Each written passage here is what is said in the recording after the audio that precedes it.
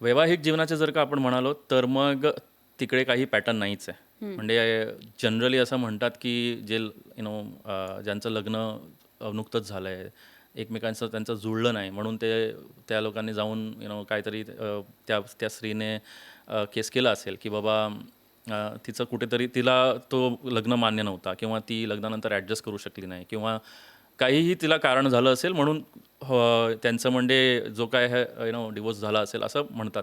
पण आम्ही जेव्हा बघितलेत तसे केसेस नाही आहेत. एक फेज असा असतो की एकदम लग्नानंतरच जर का तिचा रेडीनेस नसेल तर मग केसेस होतात. दुसरं असं असतं की खरं सांगायचं म्हटल्यावर आत्ता जो सिस्टम आहे त्याच्यात पुरुषाला जस्ट एक स्पर्म डोनरसारखं बनवून ठेवलेलं आहे. म्हणजे लोकांना असं आश्चर्य वाटेल असं का म्हणतोय, पण मग जर का एकदा बाळ झालं तर मग त्या पुरुषाची जे युटिलिटी म्हणतो ती संपली आहे त्या स्त्रीसाठी. कारण जर का आपण 50 वर्ष 100 वर्ष 1000 वर्ष मागे बघितलं तर मग जे रोल्स होते ट्रेडिशनल रोल्स ह्याच्यात पुरुषाचा रोल होता प्रोटेक्टर प्रोव्हायडरचा. बरोबर.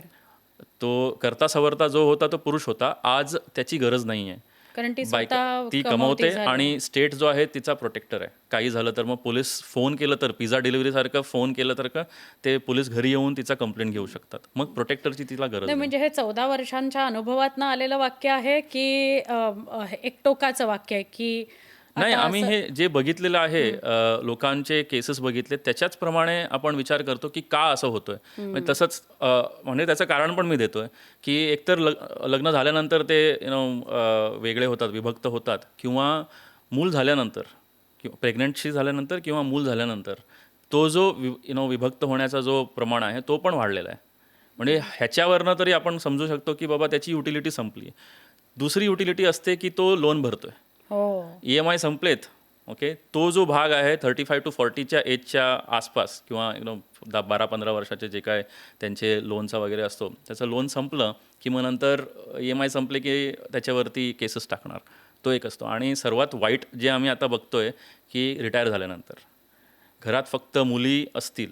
जनरली आपण असं बघितलेलं आहे की थोडासा जो टॉक्सिक फेमिनिझम म्हणतो मी आणि तो लोकांना असं वाटत असेल की ते चुकीचं आहे. पण एक फेमिनिझम आणि टॉक्सिक फेमिनिझम या दोन गोष्टी वेगळ्या आहेत. ॲब्सोल्युटली. जेव्हा एखादी स्त्री म्हणजे शिकून वगैरे सक्सेसफुल होत असेल आपल्या प्रोफेशनमध्ये असं, ती वेगळी गोष्ट आहे. पण एक एन्टायटलमेंट असतो की मी स्त्री आहे म्हणून मला हे सगळं मिळालं पाहिजे.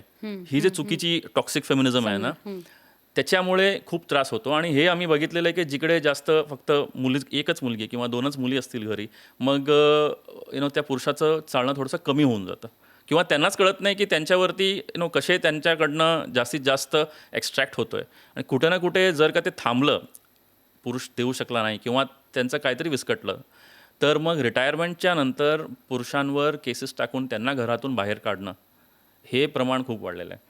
कारण कसं असतं बापरे. की त्याचं एकदा रिटायरमेंट झालं की सगळे पैसे आले, त्याच्यावरनं आपण दागिने वगैरे घेतलेत, सोनं घेतलं, आता ते स्त्रीधन झालं आहे. ते स्त्रीच्या नावाने आहेत. आता काही होऊ आणि मग शकत नाही. नंतर सगळे आता त्याची युटिलिटी तिकडे संपली.